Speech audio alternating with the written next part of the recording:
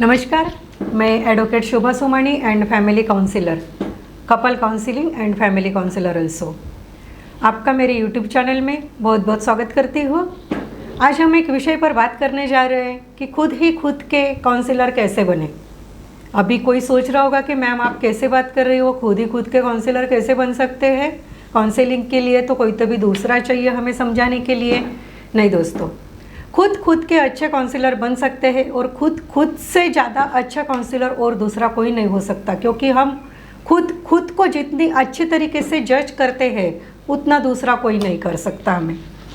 तो मैं family court में काम करती हूँ, फैमिली मैटर चलाती हूँ, तो तब मुझे ध्यान में आता है कि आजकल सभी बोलते हैं कि फैमिली मैटर्स बहुत बढ़ गए हैं, कोर्ट में बहुत सारे डिस्प्यूट्स आ गए हैं, हस्बैंड वाइफ के, फैमिली के, ये वो। जब मेरे पास मैटर्स आते हैं, मेरे पास जब फैमिली केसेस आती है और मैं उसका स्टडी करती हूँ, तब मेरे ध्यान में आता है कि ये बहुत छोटा मैटर था। मतलब ये ऐसा मैटर था, अगर टाइम पर इस पे काम किया जाता, दोनों पे काम किया जाता, तो शायद ये लोग कोर्ट में आने तक मतलब कोर्ट में आने से बच जाते थे और उनका जो कुछ संसार गृहस्थी थी वो गृहस्थी अच्छे से चल सकती थी। बट अनफॉर्चुनेटली उन्हें कोई अच्छा गाइड करने वाला या खुद के भी वो अच्छे काउंसलर नहीं बन सके, तब जाके उनको कानून का दरवाज़ा खटखटाना पड़ा। तो होता ये है कि जब कोई छोटी छोटी बातें होती है, छोटी छोटी बातों को हम निगलेक्ट करते हैं।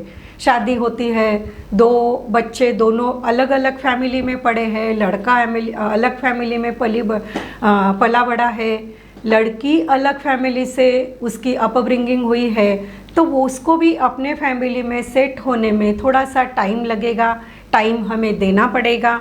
बट क्या होता है कि शुरू में हम ये सब चीज़ें निगलेक्ट करते हैं। हम उसे बोलते हैं बेटा हो जाएगा, थोड़ा सा सहन कर ले, थोड़ा सा सब्र कर ले।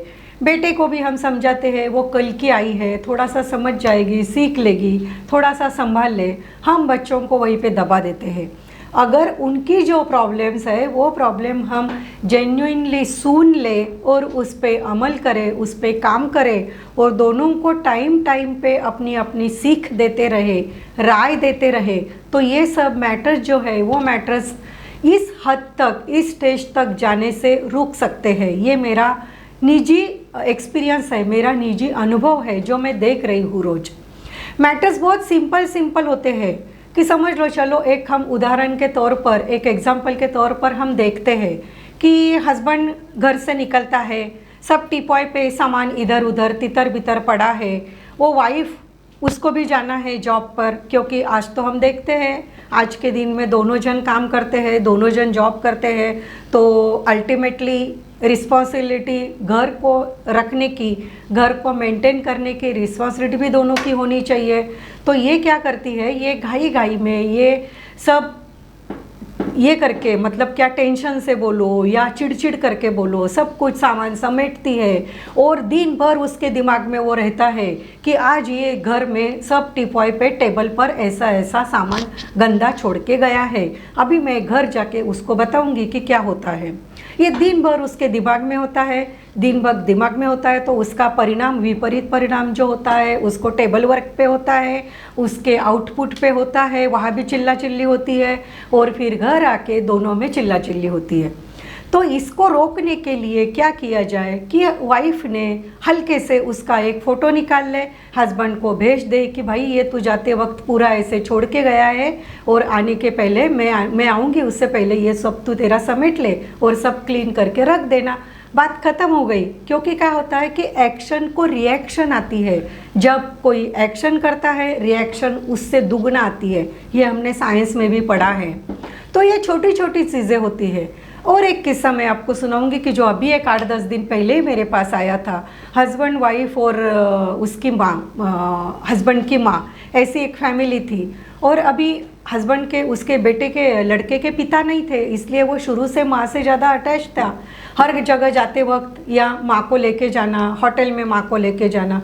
बट जब से उसकी शादी हो गई तब से भी उसका बिहेवियर नहीं चेंज हुआ कि अभी उसे वो समझना चाहिए था कि लड़के को ये समझना चाहिए था कि अभी मेरी थोड़ी प्रायोरिटी चेंज हो गई है। बट इसमें कुछ चेंज नहीं आया। नहीं आया, इसकी तकलीफ, इसकी परेशानी उस लड़की को होने लगी। वो मेरे पास आए, मैम ऐसा ऐसा है, हर जगह होटल में हम जब भी जाते हैं, खाना खाने जाते हैं, घूमने जाते हैं, शॉपिंग जाते हैं, हर जगह इसको इसकी माँ साथ में चाहिए होती है, हमें दोनों को बिल्कुल भी स्पेस नहीं मिलती, दोनों को बिल्कुल भी टाइम स्पेंड करने को नहीं मिलता। मैंने उसको बोला चल ठीक है, शांत रहे, उसको ठंडा किया। फिर बोली अभी जब अगले टाइम वो बोलेगा कि खाना खाने जाना है तो उसको बोल दे कि आज ठीक है, मुझे नहीं आना है, आज तुम आके साथ जा। और फिर 2 दिन बाद, उसके 2 दिन रुकने के बाद तेरा जो प्रॉब्लम है वो प्रॉब्लम तू उससे डिस्कस कर। तो उससे क्या होता है, जब हम एक्शन को रिएक्शन देते हैं तो वो प्रॉब्लम और बढ़ती जाती है, बबूल और बढ़ता जाता है, और फिर उसका स्फोट कब होता है, कब वो बर्स्ट होता है, ये भी हमें पता नहीं चलता। तो वो 2 दिन बाद जब ये सिचुएशन आई कि उनको कहीं जाना था, तब उसने ये बोल दिया कि तू जा माँ को लेके, मुझे आज नहीं आना है, मेरी तबीयत ठीक नहीं है। तो वो हो गया। फिर 2-3 दिन बाद रुक के मैंने उसको बोला था, क्योंकि किसी भी घटना को थोड़ा सा टाइम देना ज़रूरी होता है, और टाइम के साथ वो घटना की जो तीव्रता होती है वो तीव्रता भी थोड़ी शिथिल होते जाती है, कम होते जाती है। तब उसने 2 दिन बाद वो बोली हस्बैंड को कि चलो हम घूमने चलेंगे बाहर। दोनों हस्बैंड वाइफ बाहर घूमने गए। तो वाइफ ने उसको समझाया कि जब से मैंने देखा है, अभी 4-5 महीने तो हो गए मेरी शादी हुई है, तो हर बारी हम जब बाहर जाते हैं माँ अपने साथ होती है, हम दोनों को टाइम ही नहीं मिलता, टाइम नहीं स्पेंड कर पाते। मैं ऐसा नहीं बोलती कि माँ को साथ में नहीं ले जाएंगे, बट 3 बार उनको ले गए तो एक बार हम तो दोनों टाइम स्पेंड करें। ये सब बातें वो अच्छे से उसको समझाती है और उसको बोलती है कि समझ ले, अगर इसकी जगह पे मैं भी मेरी माँ को हर बारी लेके चलूँ तो तुझे चलेगा क्या। ये अगर उसको वो समझाती है, हस्बैंड को समझाती है उस लेवल पे जाके, तो आई एम श्योर कि वो समझ जाता है कि हाँ सही है, जो ये लड़की भी बात कर रही है वो भी गलत नहीं है, हस्बैंड भी गलत नहीं है, माँ भी गलत नहीं है, तीनों किरदार अपनी अपनी जगह पे सही है। बट उनको सही है ये रियलाइज़ कराना भी उन्हीं का काम है, ना कि किसी दूसरे का। तो अगर वो खुद से कराते हैं तो बहुत अच्छी बात है, या तो फिर जो काउंसलर है उस काउंसलर की हेल्प इन चीज़ों के लिए लेना बहुत ज़रूरी है। अनफॉर्चुनेटली अगर अपनी इंडिया में, अपने भारत देश में अभी तक ये काउंसलिंग वगैरह जो ये स्ट्रीम है, ये स्ट्रीम इतनी सी फ्लरिश है, मतलब बट एक्सेप्टेड नहीं है।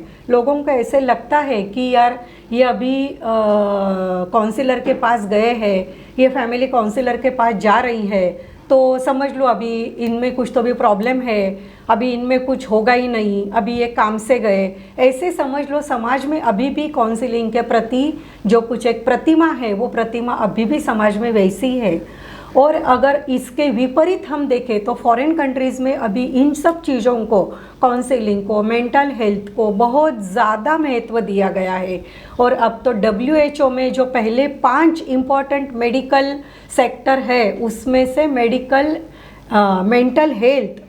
हेल्थ ये एक one of the important sector इसमें अभी माना गया है। वर्ल्ड हेल्थ ऑर्गेनाइजेशन ने भी ये डिक्लेयर किया है कि ये बहुत इम्पॉर्टेंट है अभी। तो इन सब चीज़ों पे काम होना बहुत ज़रूरी है। अगर मुझे ऐसे लगता है कि इन सब चीज़ों पे काम हो जाए तो बहुत सारे मैटर्स जो है, बहुत सारे झगड़े जो है वो कोर्ट में आने तक रुक जाएंगे और उनका संसार अच्छे से फ्लरिश होगा। मैं तो पुणे में रहती हूँ, पुणे में मेरा काउंसलिंग सेंटर है, काउंसलिंग करती हूँ। बट पुणे के बाहर के भी लोग कोई अगर काउंसलिंग लेना चाहे तो वो मेरा नंबर यहाँ फ्लश हो रहा है, नंबर पे कांटेक्ट करके आप काउंसलिंग का टाइम ले सकते हो जूम थ्रू, या अगर आपको पुणे में आना पॉसिबल है, पुणे के आसपास आप रह रहे हो तो आप मुझे आके फेस टू फेस ज़रूर काउंसलिंग कर सकते हैं। बस आज के वीडियो में इतना ही। मैं शोभा सोमानी, नमस्ते।